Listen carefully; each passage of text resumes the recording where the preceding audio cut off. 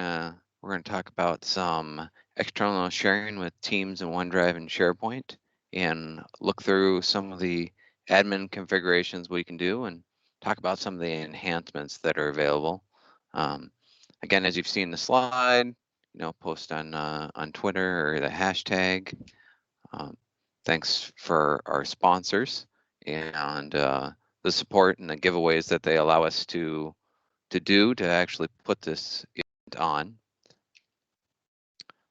For those of you that I haven't spoken to before or seen a past presentation, I don't present very often, but I work for Land O'Lakes, and I have been doing SharePoint for 14 years, and started with my first migration from Team Services to SharePoint 2003.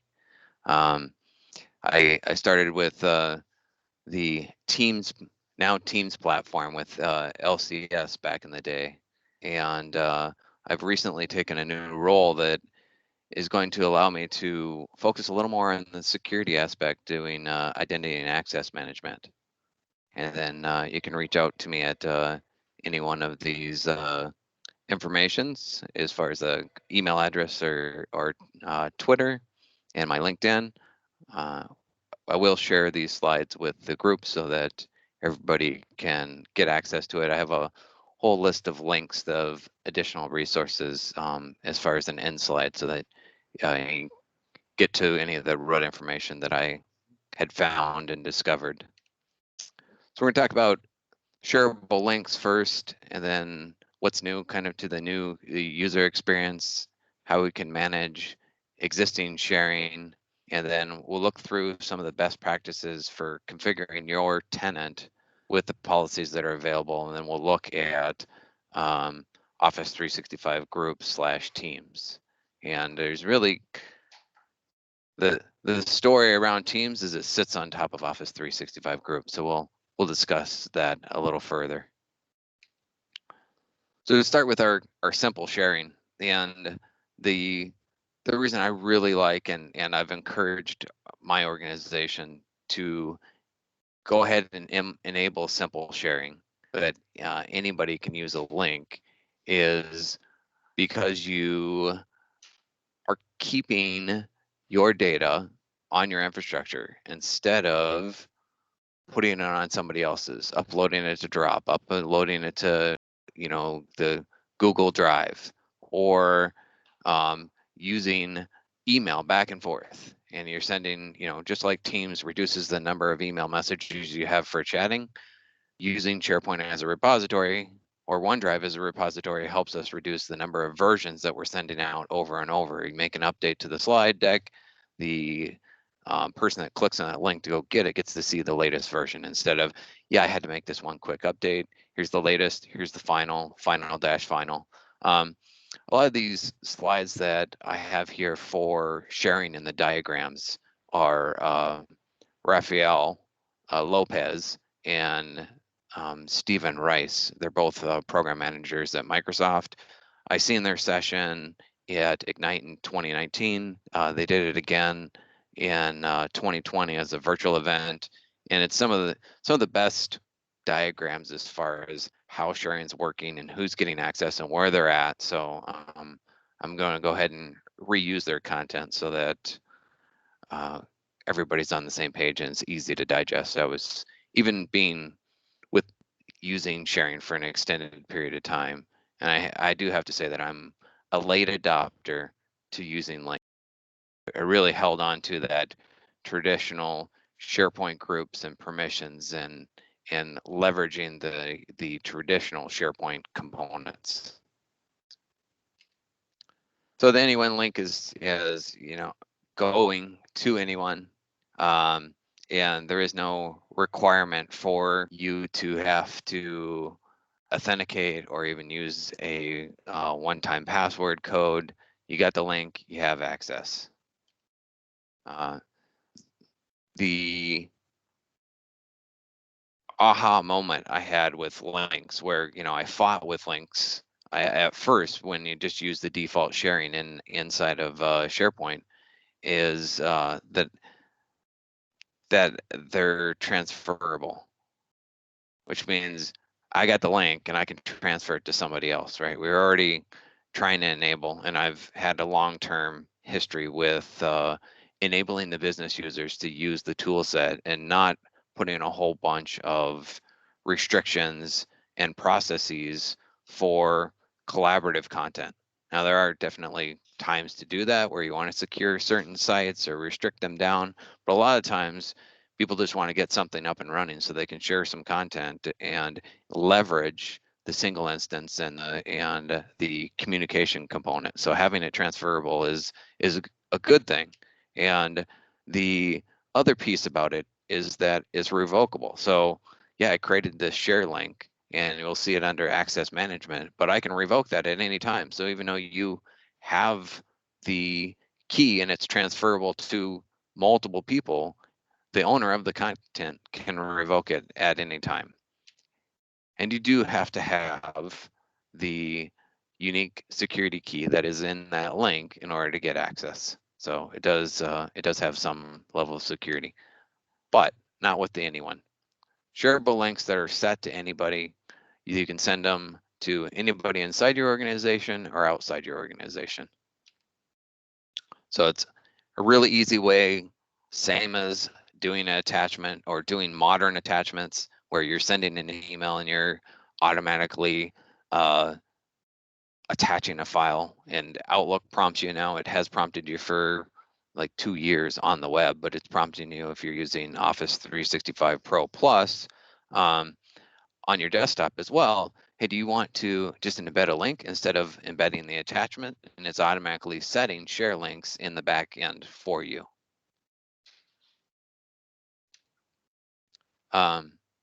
Allows recipients to forward it. And so the sharing inside your organization is another aspect that if you don't want to do the anytime sharing with anyone, you can share it where can't leave the organization. So I can't put in a Gmail account. I can't put in a live account. It has to be inside of my Office 365 tenant. But that link can be forwarded on to a colleague or forwarded on to anybody else in the organization, and they do automatically get access to it. And when you manage your access control, you will see if it's a shareable link, anytime anybody's clicked those links to get access, they show up that they're in the access list. And here's the diagram for our internal only. You can send it to internal people, they can forward it, but cannot forward it outside the organization. And this seems like a really good stopgap for setting security. I want to keep this data. I think it's sensitive data. I did have, and we had this as our default. When I clicked the share link, it was an internal share link because it was hosted on a SharePoint site that was hosted internally. And I ended up changing that a few years ago because I had a specific incident where we had some executive documents that an executive admin was sending private communications with the link to the document to that specific executive. Here you go. This is your document. It's private for you. But they forwarded that. If they forward that message on, and there were cases where they forwarded on, they were sharing other information, not necessarily trying to share the document itself. But anyway, they clicked that document since it was a shareable link, therefore then got access to that personal document.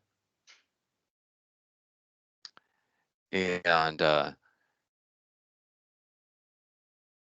the next step here really talks about us wanting to secure content.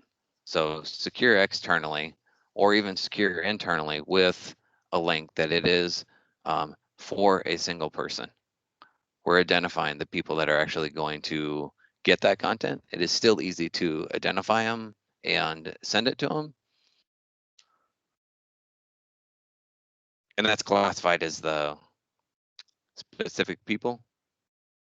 And with the specific people, you cannot forwarded. It is non-transferable. And your existing users get access via their account. So that's as you're identifying the user, their account is one that is proof who they are, and it's only for the intended recipients. And then, hey, Dennis, there's a question in chat from Ben. With anyone with the link, can you see who might have access to the file beyond my initial share? I.e., send it to one person, but that person sends it to B and so on, if they keep forwarding that link around? No, because it's completely anonymous. There is no account components that actually get put in there in the access management. So the complete anyone link, and not just anyone in my organization, it actually says like what your tenant name is as part of the sharing. That one you can look at access management. The other one is just it doesn't ask or prompt for anything. So there's it is completely anonymous, but it's the most open so that there is zero restrictions. You know, back in the day of using external sharing that was enabled not through a link, but through the traditional external sharing for your SharePoint sites that were non-modern SharePoint sites, so they weren't not part of an Office 365 group. In order for somebody to get access to those, you had to actually register. You know, I send it to your Gmail account or I send it to your company and your company is on Lotus Notes. When you go to access it, you would have to register with live services, your email address and a password. Well, that kept, so that you owned the password, so that your local IT didn't have to manage it, but I had to go create an account every single time. And that created enough restriction and, oh, I forgot the password. I got to go in there and do the reset password that Microsoft's been moving towards. How can we make it a lot easier to access and less restrictions for people that we're collaborating with? And the anyone links are really good for content that is public content or viewable by anyone. I just need to get it out there quickly. Specific people is where we start getting into the branch where I want to secure it down and I want to make sure that it's the person that is intended is actually getting it.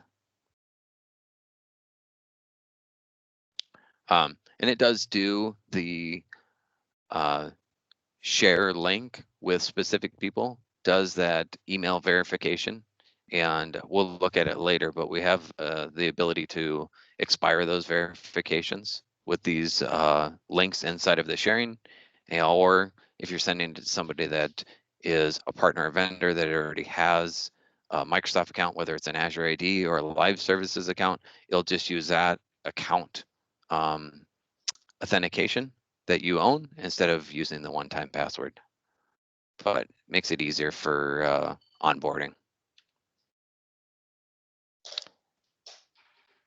And here's our shareable links, right? We get everyone. By default, you don't get shareable links in your SharePoint sites as far as share anyone links, but you can specifically enable those per site, and we'll look at that a little closer. And here's an example of we send it to a specific person, and that person can do the one-time passcode, and that actually puts a cookie onto your workstation via how you accessed it, and that allows you to continue to access it. So you don't get a code every time that you go to access that content. It has a life cycle that we're able to configure in the SharePoint Admin Center. And then the nice thing about the shareable links is, and that the share, even though I was a late adopter, is that Microsoft has continued to push this out further and further across the whole Microsoft 365 services.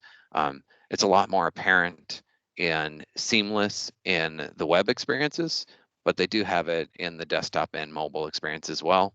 They continue to mesh those together, and I've seen demos in Teams where you're even getting those closer and closer, where you get the exact same share experience. You'll see it with the OneDrive Sync client that initiating it from Windows Explorer, you get the same sharing experience that you'll get inside of initiating it from the browser. All right, so we're going to look at a couple new things that I came across with the sharing capabilities and the OneDrive ecosystem. One of them that I really like to enable the users to do that was heavy lifting before is just being able to say, I'm going to send that link, but I want to block the download.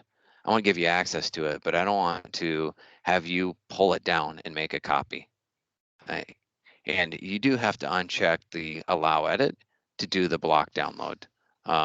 Otherwise, you have the capability if inside of the conditional access policies to set some of those restrictions. If you wanted to set specific user groups or a specific type of users where you wanted to block download, you can block download, but it still allow edit. But with the shareable links, if they're read-only, I say, yeah, they're read-only, and they're read-only, and you can only read them on the web. You can't take them with you.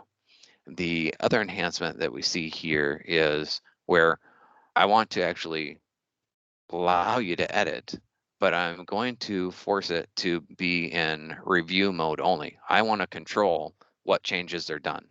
And I haven't used it a lot in my past, but I know that Word has had it for a long time, and I believe PowerPoint, the other Office as well, where you have the tool put in comment mode where I'm not doing a full edit, but I'm adding comments or I'm doing a review of the document, and allows me to delete things and it shows them deleted and add comments to why I would have a paragraph adjusted. And those are then left for the author to approve or deny. And this does the same thing. It works for Word documents. So if you're sharing any other type of document, you're not going to see when you have edit enabled that they can only do review mode. But if we're doing it with a Word document, we will see that. The other piece that I was really excited about, and I think does fills a great gap, and I know there were a lot of requests from the community to do, is the request files. And request files is available inside of OneDrive. You don't enable request files or can't collect request files for SharePoint or OneDrive shared folders, shared libraries. Marketing down here. But what you end up doing is you create a new folder, and then once you have a folder, then you can tell it that you want to request files, and it will ask you to put in a description of what those files are, and then from there you can either copy the link or actually put in the email addresses that you want it to be sent to. And that user basically gets an anonymous upload for that link. They choose the files they want to upload and fill in their user, what their first name and last name is, and upload it.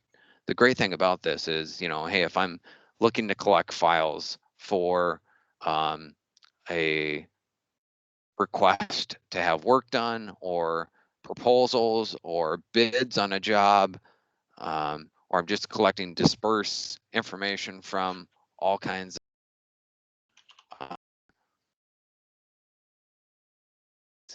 competing companies, I don't have to, they never see the files that are uploaded in there. And so they just see, okay, I'm gonna upload files, who am I? And the files get uploaded. The great thing is along with that, as the requester and standing this up, I don't have to monitor that and say, well, did I get email, did I get responses from John? Did I get responses from Bill? Has Jane put those in? I receive an email notification as well when new files are put into this request files location. The one thing on the security front with this is that if you have ATP, the Advanced Threat Protection, inside of the Security and Compliance Admin Center, there's an option to protect files with SharePoint, OneDrive, and Microsoft Teams. Obviously, your managed assets, you've got some type of antivirus running, Windows Defender, McAfee, Norton, that's scanning the files that you own. But when you are asking for soliciting files and they're not coming through a scan engine, they directly get uploaded. This is a way for you to invoke and have Microsoft scan those files. There is another setting as well that inside of ATP that you can go flag it so that if a file is detected that it has a virus, that you don't allow your users to download it. So there's a couple pieces to look into further. And then, Dennis, there's another question in the chat from Matthias. And I think, and Matthias, I might need a little more clarification, but I'll let Dennis ask. He's curious if all the settings are per document, or if they can be configured at the site or per library levels. Which setting? Is it like the sharing settings? Like I'm thinking it goes back to the sharing settings, but again, Matthias, if you can clarify, feel free to come off mic if that helps. Yeah, go ahead. Come off mic if you can. Yeah, it would be the sharing settings. Yeah, so the sharing settings, those we'll actually walk through some of those. So it's a great preview, but they are set per site. So the most granular you can get for sharing settings for what the default sharing settings are and what the sharing settings that are available. For a long time, it was OneDrive and SharePoint. So you could break it out between those two big categories, but now we have the capability, and it's actually in the GUI to be able to break it out per site. And so we'll walk through some of that later on. So thank you. The other piece that Microsoft is kind of leading us towards here is the add a shortcut to OneDrive. And it's a decent feature where I've got folders that are spread throughout all kinds of places, right? I've got a folder in Teams that I'm using. I've got a traditional SharePoint site that I access. I've got an Outlook group that was configured that I'm storing some content in, and I have Office.com, and I've got the SharePoint home to be able to see what are my recent files that I've used, and they've done a good job of trying to bubble up the SharePoint libraries or the sites inside of OneDrive on the left-hand side to be able to access those sites. But in order for you to quickly get access to just a document library and not have to navigate away, it keeps it all inside of the same iframe, is to be able to add these shortcuts to OneDrive. And so it's dynamically adding shortcuts, and it puts the little person icon beside it that shows you that it is from another location. It adds a column to the far right that actually shows you that as well. All right, so we'll try to do some demos here as far as doing some of the sharing and what the block download looks like. Hopefully we will get to the right one. So this is one of my receiving guys. I should be able to do it without coming out of full screen is the plan, since I'm sharing just the screen.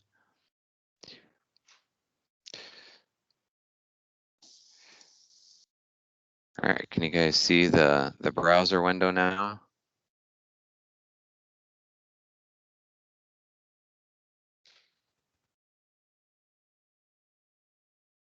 All right, so if we start with, looks good, great. So if we start with, and we're gonna go ahead and do just a new Word document, because then it'll allow us to show both examples. Don't.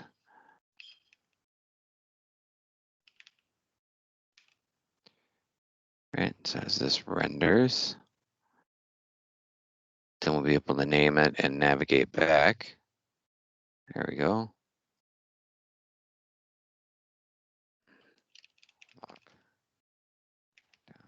Download.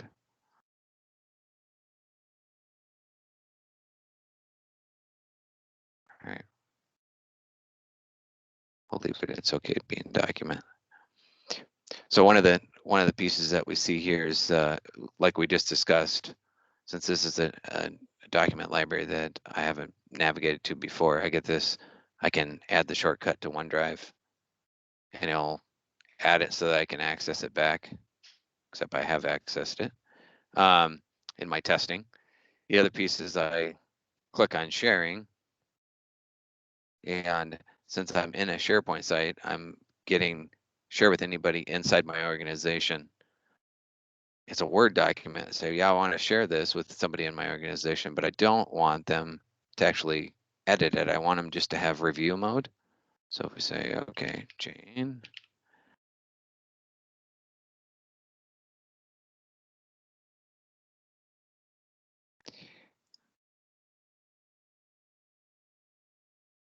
And if we look at manage access, we can copy the link. And she's been given access, but she hasn't actually accessed it yet. So then it doesn't show. So we'll try to switch over to Jane.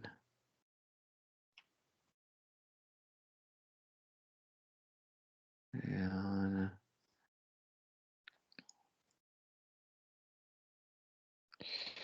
logged in here as Jane. Put in the link.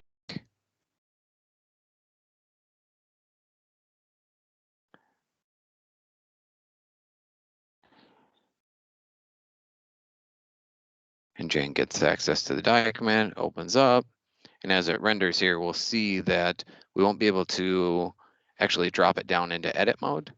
It will be stuck in a review mode, but it'll allow me to add comments or delete or add content to it. So it keeps it that the author of the document or person that's actually sharing it, they control what changes are made, but I can still share it out.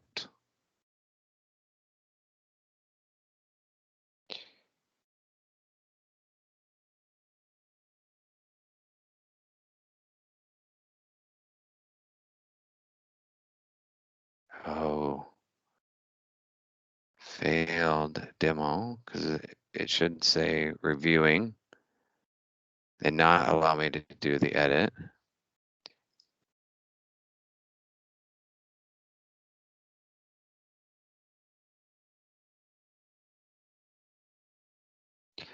But I'm an owner of the site, so that's why, fortunately, that's why I had that problem. We'll try one more real quick here and see if I can get to my files. We'll do the request. We'll do. And this is where we had the document, and it shows where it's sharing from, not just if it's private or if I'm sharing it, but it's sharing from the sales team. So the sales teams actually has that document. So I'm gonna take this, and we get this. Anyone can edit. So since I'm in OneDrive, I'm allowed to have anyone, and you get your is by default. There is no expiration time, so you can set this, lock this down where it's like, yeah, I want it to be restriction free to allow people to share content without having people authenticate, but I want to expire those. I don't want you to share a piece of content out for anybody to access, and then it gets posted to a website, and that includes the access key, and it's available indefinitely. So we're going to do this one here with, we're going to block, and I'm going to copy the link. And we'll try Jane again.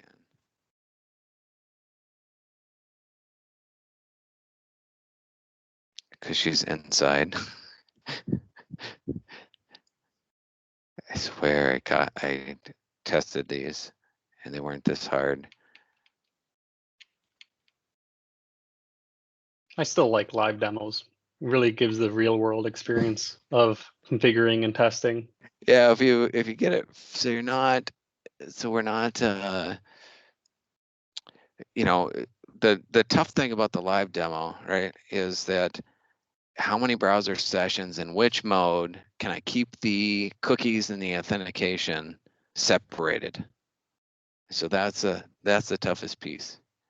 And here's the flag that says, okay, you do not have permissions to download. This is an external person, so it's not somebody inside my company. So that's really what was happening, is like I was sending in anyone link that anybody should be accessed without authenticating, but I was already authenticated. So I tried to like go from OneDrive to OneDrive. It's like, hey, here's my credentials. I already have an access token. Will you give this to me and allow me to have access? And it's like, no, they didn't share it with you. Well, yeah, but I'm using this anyone link. Well, this person is coming from the outside, and so the anyone link just works. We'll go ahead and do this as well, where we're going to do the anyone link, but we're going to alter this and we're going to say, yeah, we can, you have to do it with inside your organization. So we'll try this with Jane again, that we're going to share it with her.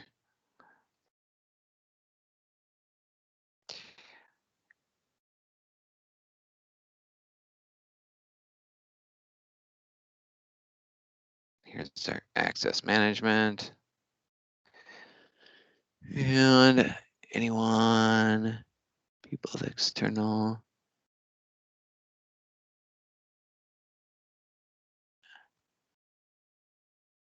I'll try that. Hopefully that's the right one.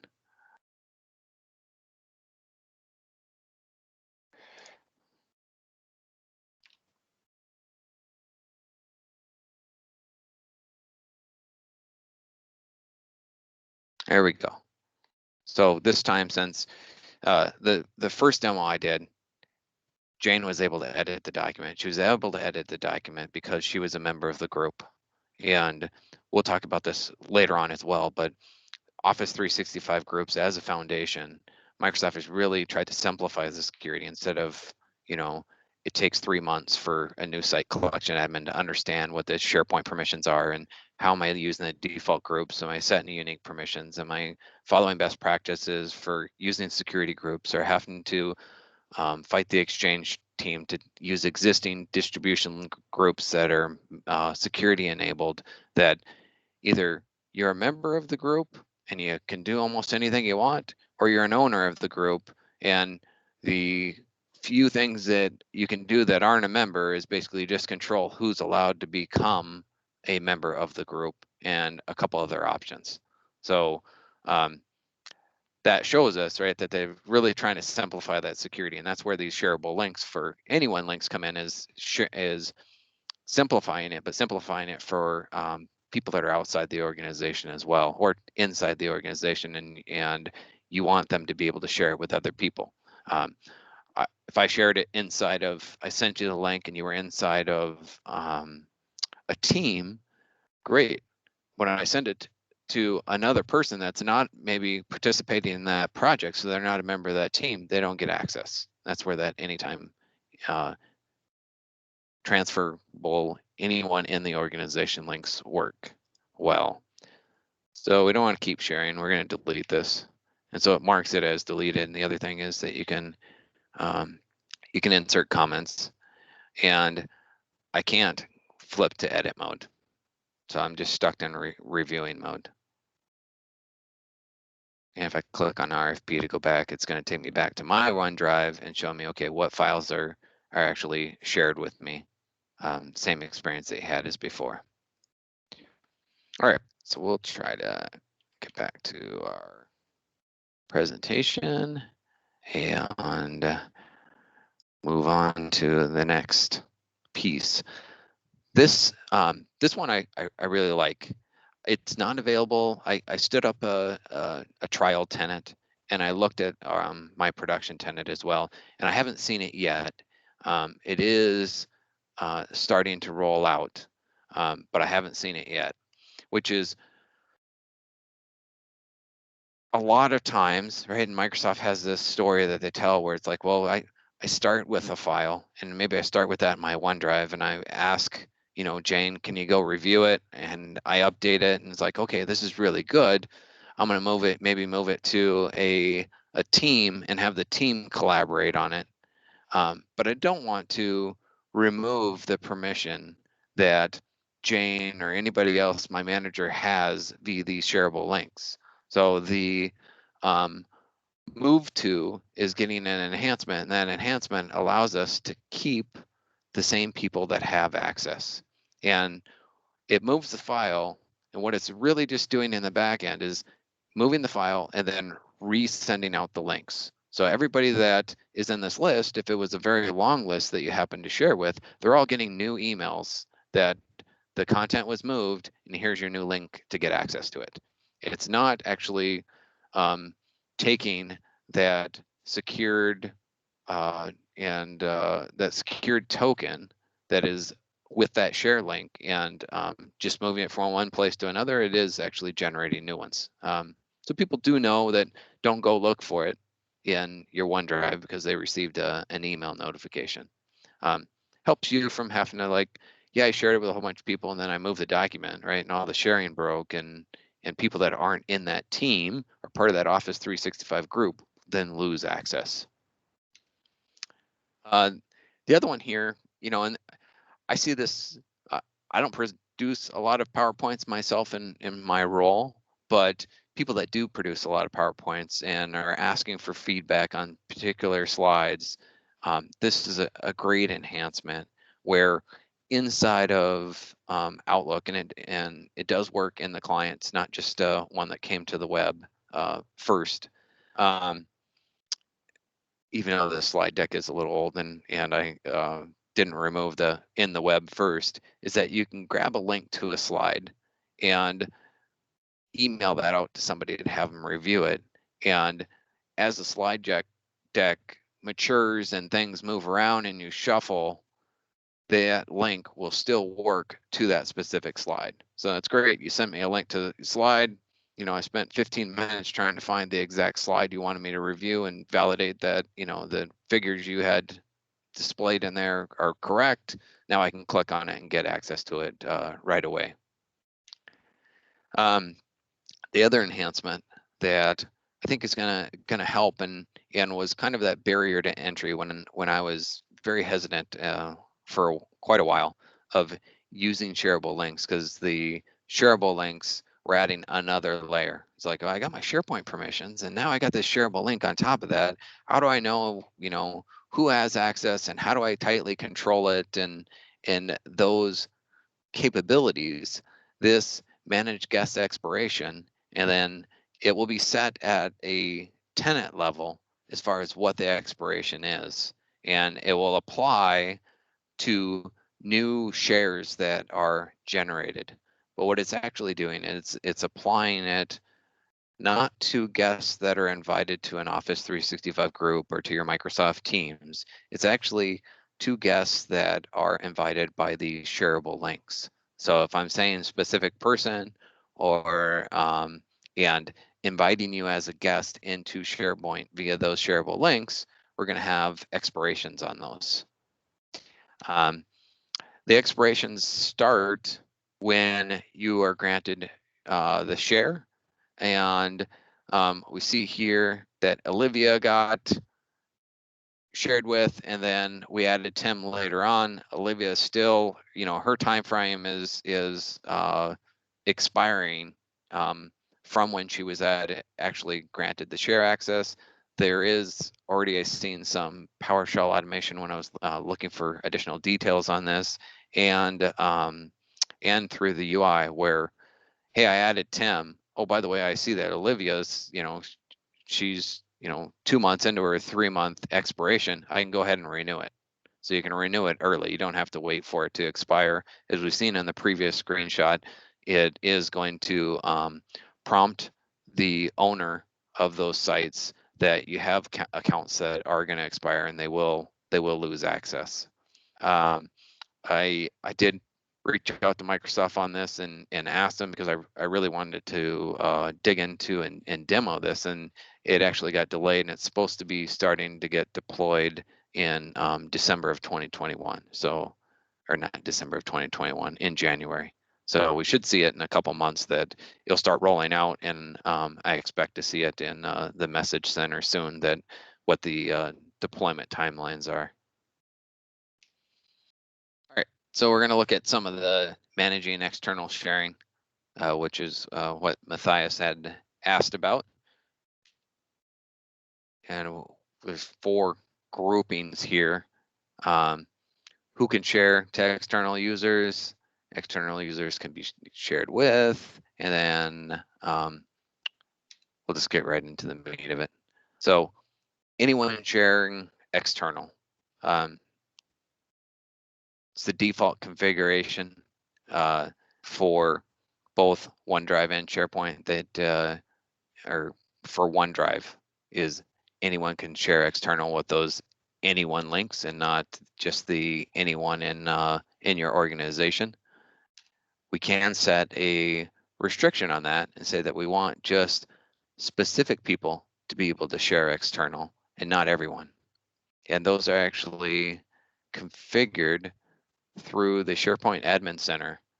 And this is a tenant-wide setting. This isn't set per site, but there are organizations that have built training and basically validation that when you're going to share content, you're going to share non-sensitive content, or you're only going to share with the authorized people, so that you need to go through that training. When you go through the training or the get approval from your manager that you understand what those responsibilities are, I'll put you in a security group.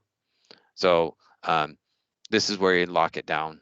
As you go into the external sharing, you look at the more external sharing settings, and it allows you to specify a specific group, and then only people in that specific group get the option to share external. And then if we wanted to lock it down where nobody could share external, you end up just changing the settings for the entire service itself, and it would lock down that nobody shares external. That does allow you still the option that you could go and control it per site. Hey, Dennis, a question on just a topic there for a moment. Carrie was asking if they add a guest prior to the expiring policy, will it apply retroactively? No, the understanding that I have for the guest links and the expiration of the those share links is that it is after the service is enabled at the tenant level. So it doesn't go back and review any shares that have been created before. It's actually being invoked at the time that the share is created. It sets the expiration.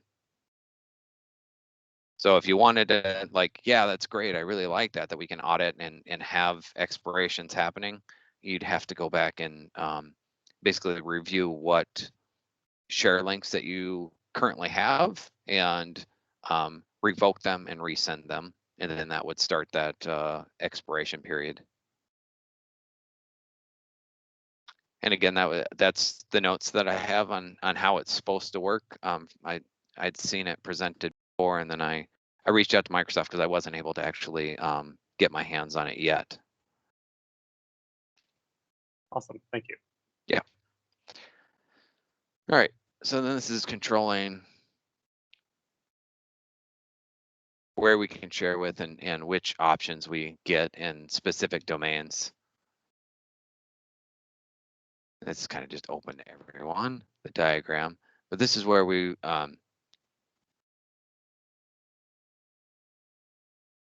per site, or specifically if you had an entire tenant that you wanted to limit sharing to a competitor, or you wanted to limit sharing to a specific domain, you can go in and block sharing just for that domain. So it's like there's nobody in Gmail that we're working with, so we want to block Gmail, or we have competitor XYZ and we don't want to share any content with them, so we're going to block that.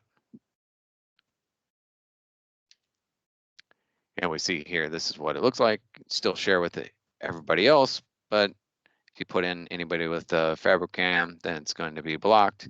The reverse is the same, where it's like, well, we're a more cautious organization. We don't necessarily want to share, just open it up that you can share with anybody, because what content could you send and who's actually going to receive it? So you can have a whitelist. And our federation is actually set set up that way. So when we federate to be able to do chat to chat between Land O'Lakes and another company like Microsoft or CDW or other vendors, they actually have to get whitelisted. And this works a lot like that, where I'm identifying which broad email domains do we want to work with and share content, and everybody else is out. So when we bring somebody new that we want to share content with, I'd have to get access to the IT team in order to get them whitelisted. And once they're on the allow list, then you can go ahead and share.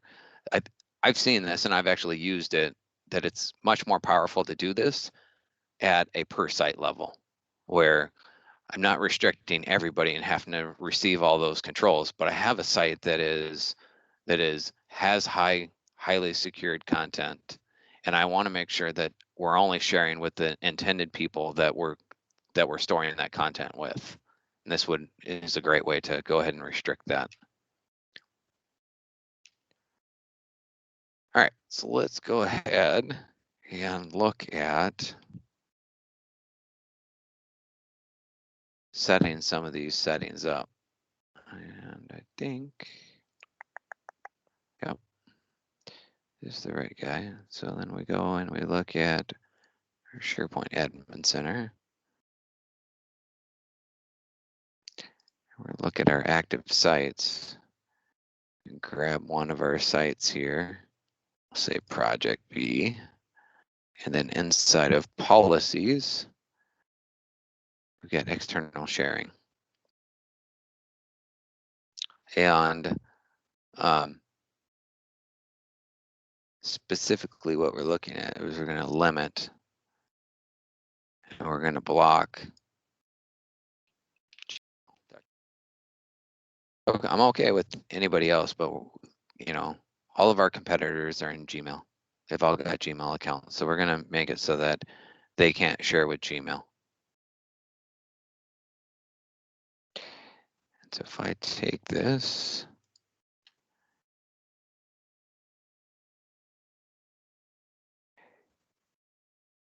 and I go to documents, and unfortunately I don't have a document, but maybe I can create one.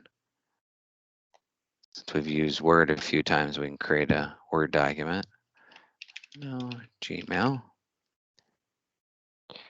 Right, and we get the same share inside of Word Online.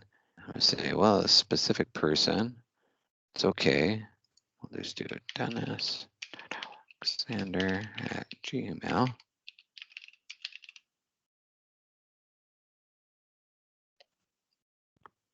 And for those with great eyes, right, your organization doesn't allow sharing with this user. Please contact your IT department. What if we do done.com? We just get the notification that he's outside the organization, and it'll allow me to continue.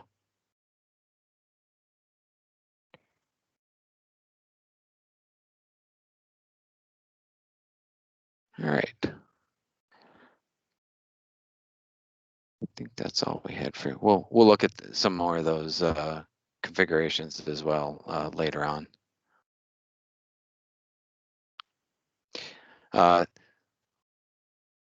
Some of those same pieces, right? So we're specifically looking at just like blocking or allowing domains, but even further restriction is if much like you share with, only allow the internal employees who are a member of a security group to actually do sharing. We could set the tenant and say, we're only going to allow you to share with people that are existing guests. So it's going to look in our Azure Active Directory and see that you were invited as a guest. And if you're invited as a guest, then you'll be able to share. If you're not invited as a guest, then I can't share with you. And there are even specific roles in Microsoft 365 that allow you to be managed guests. So you could have a business owner or the help desk that actually creates guests. by default, when you are using Office 365 groups and you allow guest access to those Office 365 groups, which Teams is built on top of, every external person that you invite to join gets an Azure account that is a guest account. So they're not getting a full login, but they do get a guest account, and that guest account is what the security principles are assigned that says that you're a member of this Azure Active Directory Universal Group. That Universal Group is what the membership is driven on to leverage all those services that interact with each other.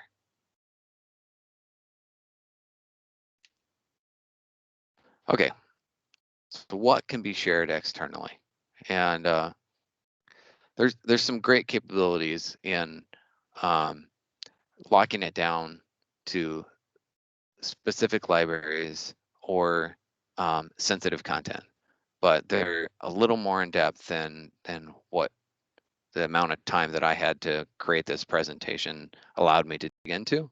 And my test tenant wasn't terribly helpful with it either, but I do have some nuggets that allow you to dig into this, and one of them is, much like this same error message we've seen that you weren't allowed to send it to gmail.com, you can also have sensitivity labels, which sensitivity labels, if you have like the E5 auto scan for DLP and information policy, can automatically be set based on the type of content, or you can go set a sensitivity label based on a location to actually invoke blocking.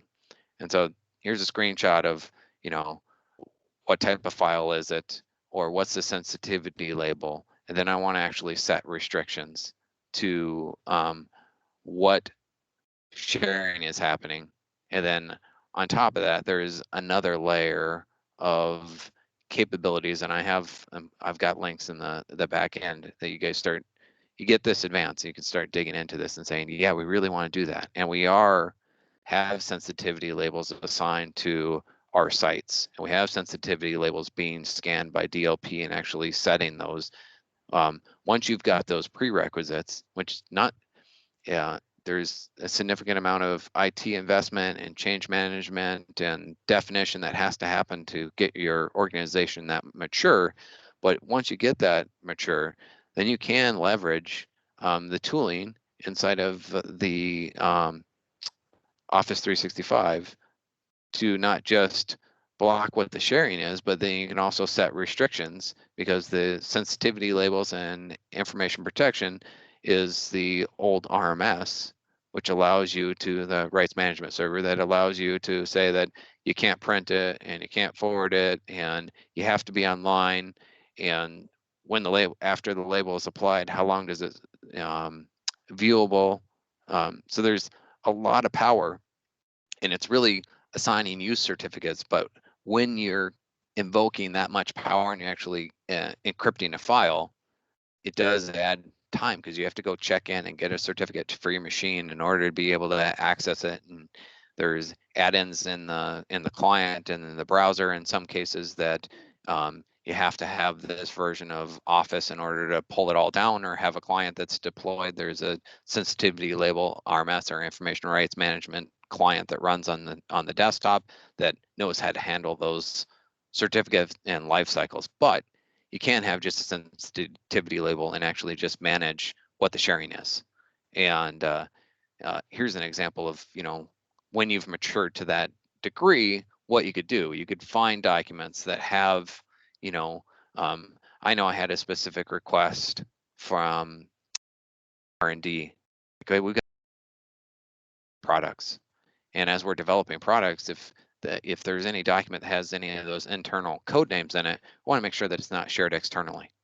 So besides just the regular, hey, do you have a social security number? Do you have a credit card number? Those type of things, which can end up in collaboration documents, but most of the time they belong in the other systems.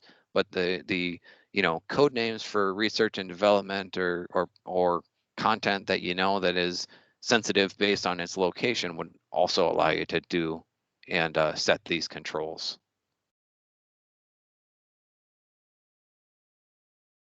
The other component we can do as far as blocking is if we just wanted people to great, you have content in OneDrive, and I promote you using OneDrive. Maybe you're using, we're going to go ahead and go do known folder move. We're going to replicate my documents and everything else to OneDrive, but I don't want you to do any sharing in OneDrive. So you can actually set the sharing for OneDrive that only people in your organization. So I can't send it to external users, whether they're an existing guest or new, and I can't send the anonymous links either. So you can lock that down where it's like, I just want SharePoint to be able to share. OneDrive's locked down. We can only send shareable links inside the organization.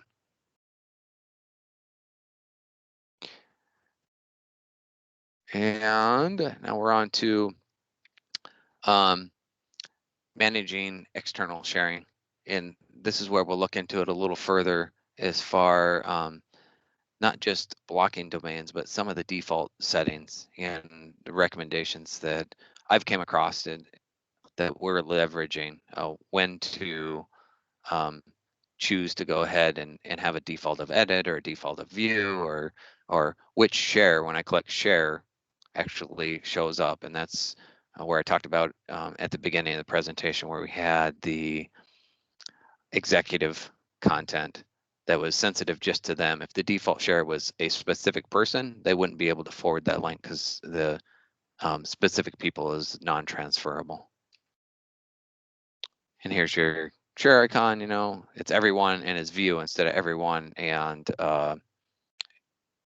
edit. And then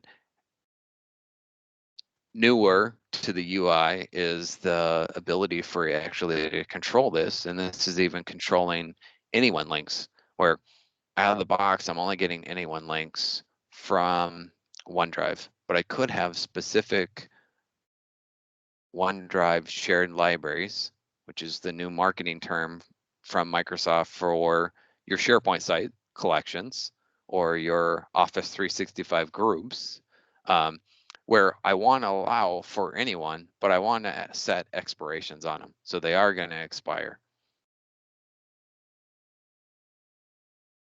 Yeah. So this is what the page looks like, where we can actually set, if we set it that anyone can actually have it, then you can set what the expiration is. And along with that, you get the ability to not just do what the default is for OneDrive or for SharePoint, but I can set what my specific sharing type is, that it's specific people, or if I've got anyone enabled, I can use the anyone link, or people with existing access is another one. And that people with existing access is a powerful one. Not sure whether I have a slide for it to talk about it later, but if you are an old timer like I am in the SharePoint world, where we have very structured and security groups defined and memberships for SharePoint groups, and the security is defined specifically to allow for that, I can have that people, the sharing links, all they're going to get is, great, you want to share, but you're going to share with by default, people with existing access. So I'm sending you a link to a document, but I'm going to use my Office 365 credentials, and it's not going to go create a share link and kind of stop and break that inheritance of the traditional SharePoint permissions. All right, so let's go ahead and take a look at the demo of configuring a couple of these guys. So if we go back to SharePoint, and we were looking at this project B, and we want to set the policies on this guy. You go in and say, yeah, well, it's okay for project B to have an anyone link and anyone except for Gmail. But then along with that, We're going to allow it to be anyone, but we're going to set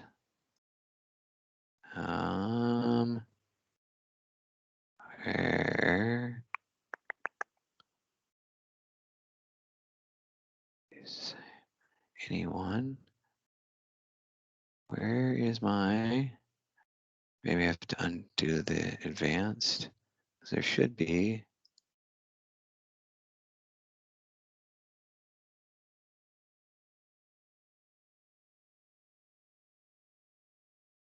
Okay, we'll do this, we'll reset.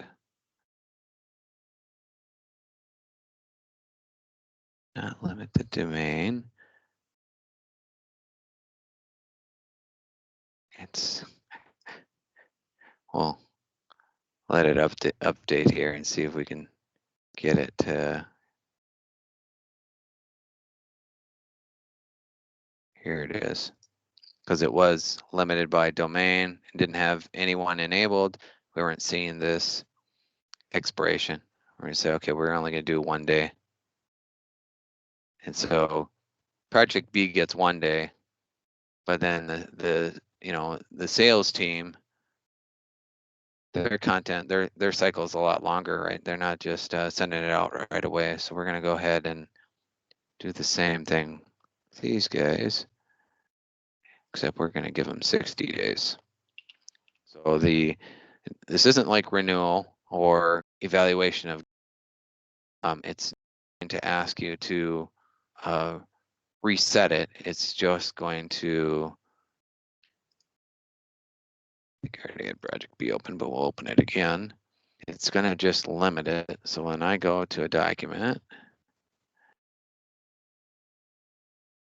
and I want to share this, my default is anyone, and it's still set, the type is edit. So I can put in gmail.com. Yep, is outside. If I select it, I get this expiration. My expiration is 1 day. I can't make it any longer. So it only gets 1 day to actually access that. And so that's your restriction, is if you have an anyone link, that we can go ahead and set the expiration on it. Another thing is, if we look at one of our other sites. Sorry, Dennis, real quick. Yeah, go ahead. On that, so I believe Tommy, I don't know if you saw that question. He was just curious about preventing a user from resharing. The only way I know how to do that is, again, specify specific users that can access it. Correct. Yeah, I don't. That would be the only piece. And then if you really had to lock that down, then obviously we wouldn't be doing anyone links. You know, if I wanted to lock it down, I would be maybe even locking it down per domain. And then that brings you into the, I only want to share it, and I only want it to be available for an external user for a certain period of time. That brings you into the whole realm of using the information protection, where I could publish and I would use it from Office.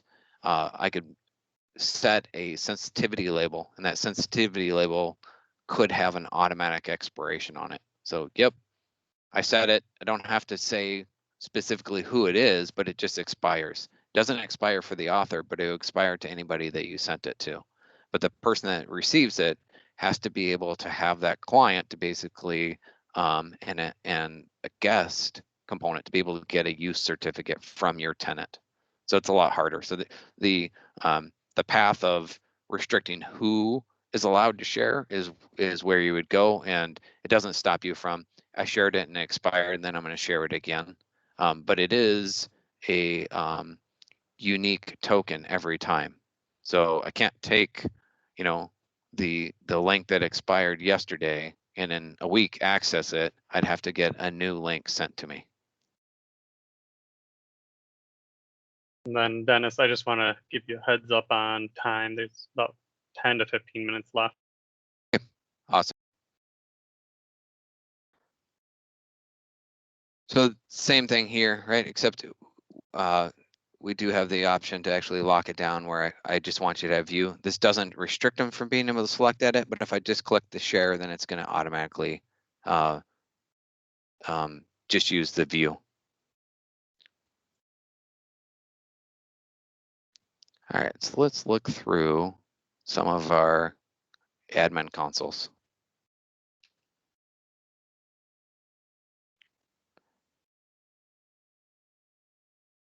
And thanks for the heads up, because I was not trying to speed through this, but at the same point, we want to get through all the content, not just talk about the sharing experience. So the first piece that we'll look at is we'll look at the organs, and there's a couple of components in here that allow you to say, well, do you want to do sharing at all? Because you can turn off guest sharing, and guest sharing applies to Office 365 groups, which Teams is built on, and so is any modern SharePoint site is built on those. And then the other piece is if you got a brand new tenant or this test tenant out of the box, it doesn't have the checkbox to go ahead and allow guests to be shared with Teams. So you turn this on and it says, yep, it's going to take a few hours for that to actually replicate and be controlled. If we look at our sharing policies, a couple of the pieces that I have learned over time, besides this is your, if you want to limit for the entire tenant, and limit specific group, but this is the other piece that I worked with the security team and we turned on fairly early, was that unless you're doing any one link, I want the person that received it, especially where we're using a specific person, that they're using the account that it was emailed to. The other piece is this is your, when you're using the one-time password. So I'm sending you a link to a specific person, you're in Gmail, I get that one-time password, it puts a cookie in my browser, it would live indefinitely. But you can have people with one-time passwords and actually set this, and our setting is for 90 days. That we're gonna go ahead and allow you to use one-time passwords so it's less friction. You're just proving that you still own the email account, or if you're still a member of that organization I shared it with, but you're gonna have to revalidate every 90 days. Again, this is where we'd say, well, our default for the entire tenant is everyone, and then okay with edit. Now, other enhancements are some of your idle timeouts.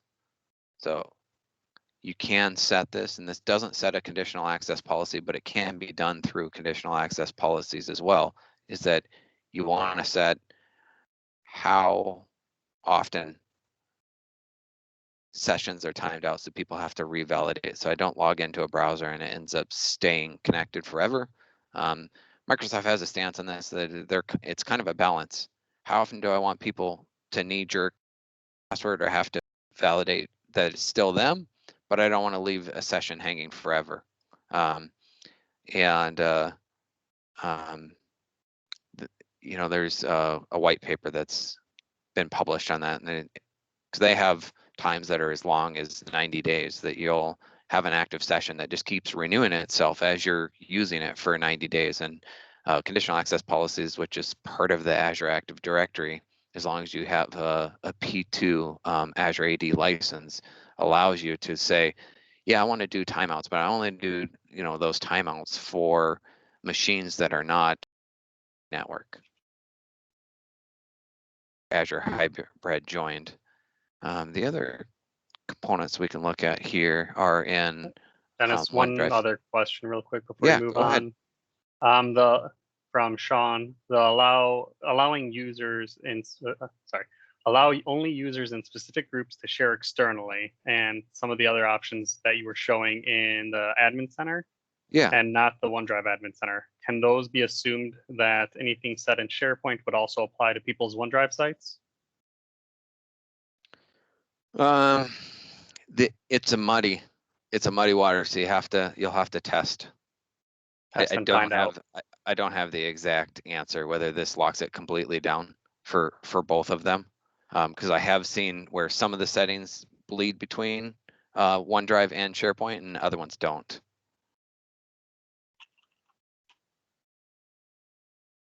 Thank you. You know, kind of like that. You know, you get default links, but the default links don't cross over, and you also get here's my shareable link, where shareable links don't expire. This is where, you know, I'm okay with people using anyone links, but we do set it so that it is, and those are actually set in our organization to 30 days.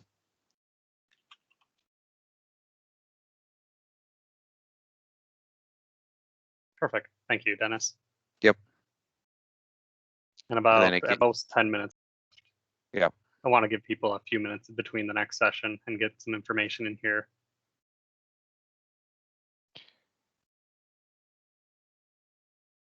All right. So those are most of the policies that apply. Office 365 groups, and thanks for ShareGate applying this or providing a great overview. I know there's a lot of different views of what is an Office 365 groups and all the services that are interconnected, but I found this to be one of the most comprehensive one. And along with this is, as we see, SharePoint, but this is starting to get rebranded, and there's a lot of communications that we're seeing and that are showing SharePoint's name is being de-emphasized, and it's really they're promoting OneDrive. And the Power BI is one of the first places that the Power BI version 2 workspace doesn't automatically create an Office 365 group. You can connect to an Office 365 group, but it calls it OneDrive. So it's not calling it connect to a SharePoint location, it's saying connect to OneDrive. And inside of the OneDrive UI, you'll see create shared library. And that create shared library is actually creating a team site that's an Office 365 group, much like if you go to the SharePoint home and I say create new, out of the box, if you haven't customized it, you'll see that it's a team site or a collaboration site. So it is still leveraging this infrastructure, and all these different services use it. And like I talked about before, either you're an owner, you know, if it's a private, you're just controlling who can come in or not, or it's a member.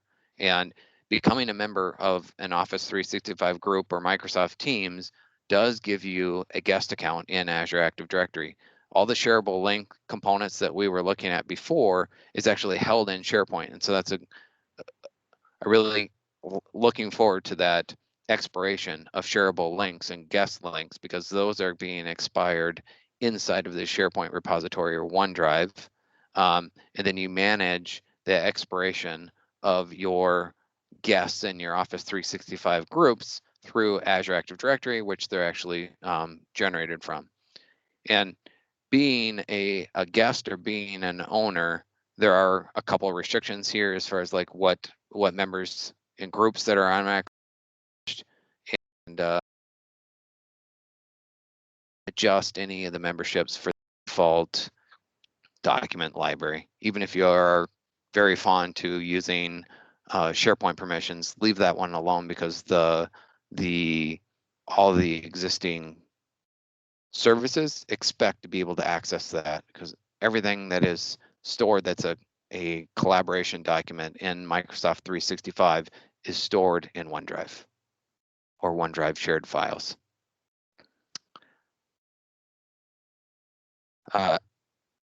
This is just a sharing tab that you're gonna go ahead and allow guests.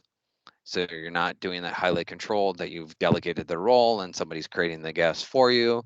You're gonna let owners add people outside the role. It's the same as the team setting. And then if we look at Azure Active Directory and looking at groups and the external collaboration settings, there's a couple settings in here that I feel are kind of key. One of them is I don't want to allow guests to invite guests. That's great that I have an employee that invites a guest, but when I invite you in, I don't want you to go invite all your friends as well. And that's enabled by default, that guests can invite. The other piece that isn't enabled by default, but I think is useful, is least restriction of allowing you to use a one-time password for a guest account. You can do that for those share links, but the guest account by default doesn't get a one-time password. Now, the one-time password is good. So every 24 hours that I don't have associated with a Microsoft account, I will have to revalidate that code every 24 hours. So it is leased, but there is still some friction because every day I go to access that, I have to, get an email code and then populate that email code. Some hygiene components. Microsoft's retention guide is their expiring, their collaboration sites. So their modern SharePoint sites, their team sites, their Outlook groups, they're expiring them on a 6-month increment. And that 6-month increment is all coming from signals from Graph, whether did you view a document in the shared mailbox? Did you look at a channel? Did you view a document? If you haven't done one of those in 6 months, then the owner of the group is going to start receiving notifications. And at the end of those notifications, if they haven't taken any action, if they went and looked at the group, it auto renews. But if they haven't taken any actions, then it puts it in the recycle bin. They get a notification that it was deleted. There's a link in the email to restore it back.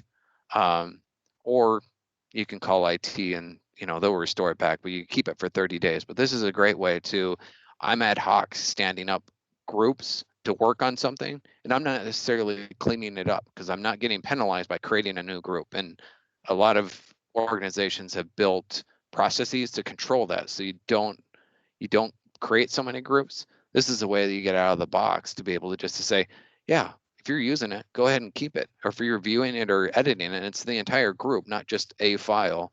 Go ahead and keep it. But if you stood it up because you were going to do something, then you never did anything with it, and it's been sitting around for a year or 6 months or 3 months, and you're not accessing it, I'll tell you that you're not accessing it, and you can go do something with it, or you can just let it expire and it'll get deleted. So that's pretty much at our time and how much time we had to talk today. If there's questions, I'm open. Yeah, feel free to come off mute as well if you want to ask them out loud. Otherwise, in a minute, I will be picking the winner for our 1030 track.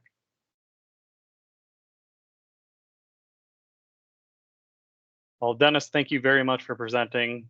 I know I actually learned quite a bit from that. I'll go ahead and stop the recording now. Great.